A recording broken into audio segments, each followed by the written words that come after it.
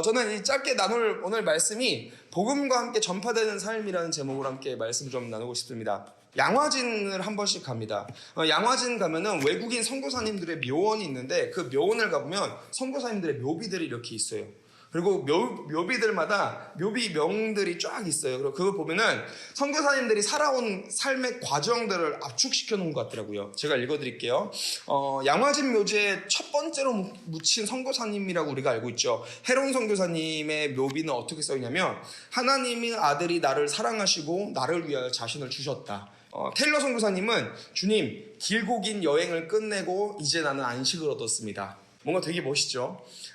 젠슨 선교사님은 친구를 위하여 자기 목숨을 버리면 이에서 더 큰 사랑이 없느니라. 성경구절. 언더우드 선교사님도 마찬가지로 성경구절 썼습니다. 항상 기뻐하라, 쉬지 말고 기도하라, 범사에 감사하라. 아펜젤러 선교사님도 성경 말씀, 섬김을 받으려 함이 아니라 도리어 섬기려 하노라. 루비 캔드릭 선교사님은 내가 만약 나누어 줄 수 있는 1000개의 생명이 있으면 나는 그것을 모두 조선에게 줄 것이다. 이렇게 묘비명에 써 있습니다. 비슷하게 헐버트 선교사님들도 나는 웨스트민스터 사원에 묻히기보다 한국에 묻히기를 원합니다. 이렇게 써 있어요. 지금은 우리가 잘 살지만 이전에 우리 선교사님들이 왔었던 그 초창기는요, 완전히 암흑 같았던 그 조선 땅에 분명히 오셨을 거예요. 거기서 복음을 전하고 헌신하고 이 수고했던 선교사님들의 삶이 분명히 우리 지금 살고 있는 이 한국 땅에 묻혀와 있죠. 신앙이 없는 사람들이 바라보면 그 선교사님들은 굉장히 좀 멍청한 삶 같아요. 부질없는 삶 같아요. 그렇지만 성경은 뭐라고 얘기합니까? 성경 다니엘서에서는 이렇게 얘기합니다. 지혜 있는 자는 궁창의 빛과 같이 빛날 것이요 많은 사람을 옳은 대로 돌아오게 된 자는 별과 같이 영원토록 빛나리라. 이 땅에서 땀과 피를 다 쏟으면서 하나님 나라에 돌아간 선교사님들의 삶은 굉장히 복음적이었고요. 또 더불어서 복음이 전파될 때마다 함께 회자가 되는 삶이었던 것 같아요. 그렇죠. 한국 땅에서 복음 전했던 사람을 이야기하면 우리 이 선교사님들을 빼놓을 수가 없죠. 그죠? 복음이라는 단어와 함께 등장하는 삶이었던 것을 우리가 지켜볼 수 있습니다. 우리 형제 자매들에게 물어보겠습니다. 여러분들의 이름이 여러분들의 주위에 들려질 때 여러분들의 주위는 어떻게 생각을 할까요?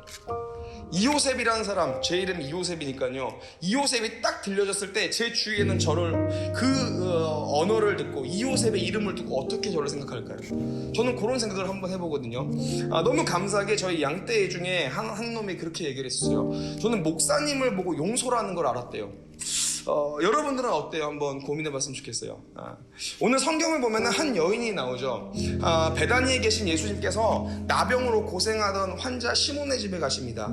그래서 제자들과 함께 음식을 잡수시고 계시는데 그때 한 여인이 예수님께 다가오죠. 그리고 매우 값지고 순수한 나드 향유 한 옥합을 깨트려서 향유를 예수님의 머리에 부었습니다. 그때 몇몇 사람들이 막 화를 내요. 이 향유가 얼마나 비싼데, 300데나리온의 가치인데 차라리 이걸 팔아가지고 가난한 사람들한테 주는 게 얼마나 더 좋은 일이냐 하면서 여인을 막 나무라죠. 그러니까 예수님이 뭐라고 하시냐면 그 여인은 나에게 좋은 일을 했다라고 말씀하십니다. 가난한 사람들은 너희와 늘 있지만 너희가 하려고 하면 얼마든지 그들을 도울 수 있지만 나는 너희와 언제나 함께 있는 것이 아니다 라고 말씀하시면서 이 여인은 내 장례를 지금 준비한 것이다 라고 예수님 말씀하시죠. 그리고 그 여인을 칭찬하시면서 온 세상 어디든지 복음이 전파되는 곳마다 이 여자가 한 일도 전해져서 사람들이 이 여자를 기억하게 될 거야 라고 이야기하는 게 오늘 우리가 읽은 본문의 말씀이죠. 여러분, 저는 이 본문을 읽으면서 복음이 전파될 때마다 함께 회자되는 삶, 어떻게 하면 그런 삶을 살 수 있을까요? 그 여인이 값진 향유 옥합을 예수님께 드릴 수 있었던 이유가 뭡니까? 예수님의 장례를 준비할 수 있는 이유가 뭐예요? 결정적인 하나는 뭐냐면 그 여인은 예수님을 너무 사랑했다는 거죠. 사랑하면은 드릴 수 있는 겁니다. 사랑하면 드릴 수 있는 것. 여러분, 한번 고민해 볼게요. 오늘날 우리 청년 세대, 우리 귀한 형제 자매님들은 오늘날을 살아가는 여러분들이 주님 앞에 드릴 수 있는 게 뭐가 있습니까? 근데 뭐 돈을 잘 버시나요? 여러분들이 하나님께 돈을 드릴까요? 그럼 제가 한번 고민해 볼게요. 하나님은 과연 돈이 필요하신 분입니까? 그래서 한번 고민해 봐야 돼요, 우리가. 그러면 우리가 우리의 시간을 하나님께 드린다라는 게 과연 맞을까요? 우리의 시간을 하나님께 드린다라는 거. 시간이라는 거의 주인은 과연 누구입니까? 라는 것을 우리가 한번 고민해 봐야 돼요. 지금을 살아가는 우리가 예수님께 드릴 수 있는 향유옥합이 뭘까요, 여러분들? 저는 이 성경 말씀에서 근거를 찾습니다. 로마서 12장 1절 말씀 보면은 그렇게 얘기합니다. 그러므로 형제들아, 내가 하나님의 모든 자비하심으로 너희를 권하노니 너희 몸을 하나님이 기뻐하시는 거룩한 산제물로 드리라. 이는 너희가 드릴 영적 예배니라. 하나님께서 오늘 내 삶에서 요구하시는 게 뭘까? 우리가 드릴 수 있는 게 뭘까? 하나님께서 나를 만드실 때 자유의지라는 것을 만드셨지만 내가 자유롭게 활동할 수 있지만 하나님께서 그럼 원하시는 건 뭘까를 고민해 봤을 때 저는 오늘 이 로마서 12장 1절 말씀을 근거로 삼습니다. 내 몸을 하나님께 드리는 것, 바꿔 말하면 내 전적인 모든 삶을 하나님께 드리는 것, 일부가 아니라 전체를 드리는 것. 하나님께서는 지금 우리에게 향유옥합보다 더 귀한 그 우리들의 그 인생 자체를 원하신다고 저는 생각을 하고 있는 거죠. 나의 인생을 예수님께 드리는 자가 결국에 보면은 복음과 함께 전파되어지는 이 별과 같이 빛나는 삶이 된다라는 저는 확신이 있습니다, 여러분들. 오늘날 보면은 우리가 너무 바쁘다는 핑계로 하나님 앞에서 우리들의 삶의 한 조각은 드려요. 그런데 내 삶 전체를 드리지 못할 때가 너무 많다라는 거예요. 바쁘다는 핑계로 그냥 도전은 받지만 이거 도전을 행하지는 않는다라는 거. 뭐 사역한다고 하지만 이상하게 요즘 추세가 안정된 것들만 추구하는 것들, 내가 하고 싶은 것만 하는 것들, 비전이라는 명목으로 내가 뭐 이렇게 원하는 것들만 하는 것들, 이런 어떤 신앙생활의 모습들을 쭉 보면은 한번 우리가 고민이 돼야 돼요. 물론 모두가 다 귀하디 귀합니다. 그런데 하나님께서 진짜 깊이 기뻐하시는 삶은 우리들의 인생을 다 드린다는 거죠. 우리가 그리스도를 사랑해서 내 인생을 드리면 분명히 뭐가 생깁니까? 마찰이 생깁니다. 오늘 본문 말씀 4절 말씀에도 그렇게 얘기하죠. 어떤 사람들이 화를 내어 서로 말하되 어찌하여 이 향유를 허비하는가? 그 아까운 것을 왜 드리냐? 여러분들이 얼마나 지금 보석같이 빛날 만한 상황입니까? 그죠? 여러분들 이렇게 축 처져 있지만 여러분의 나이가, 그죠? 와, 여러분 지금부터 여러분들의 삶을 다 드린다고 생각을 해보세요. 여러분들이 90까지 사신다고 생각해보세요. 그러면 근 70년을 주님을 위해서 다 드려야 되는 거예요.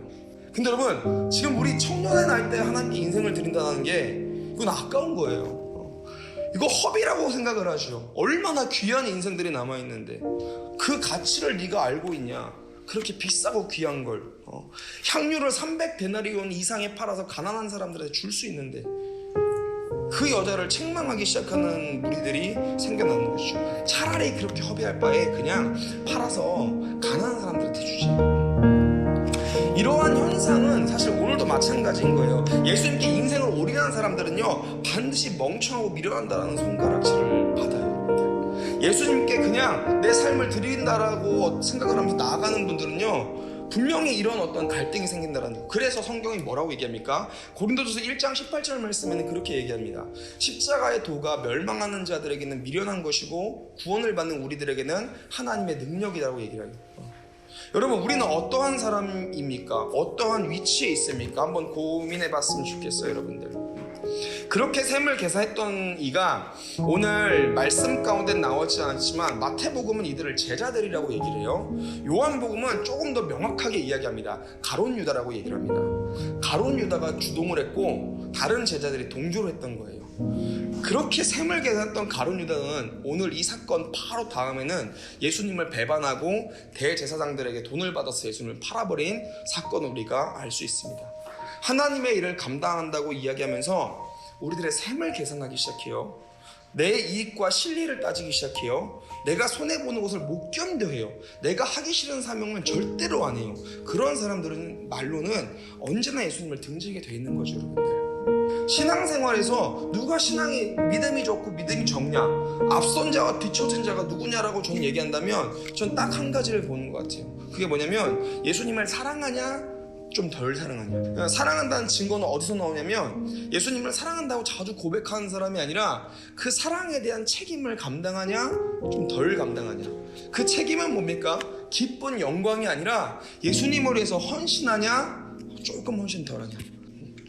여러분, 예수 사랑이라는 거는 우리 신앙생활에서 가장 큰 원동력이 되고요, 신앙이라는 것에서 가장 큰 원동력이 되고, 더불어서 사명 감당의 가장 큰 원동력이 되기도 합니다. 로마서 8장 37절에 이 말씀에 대한 근거가 나와요.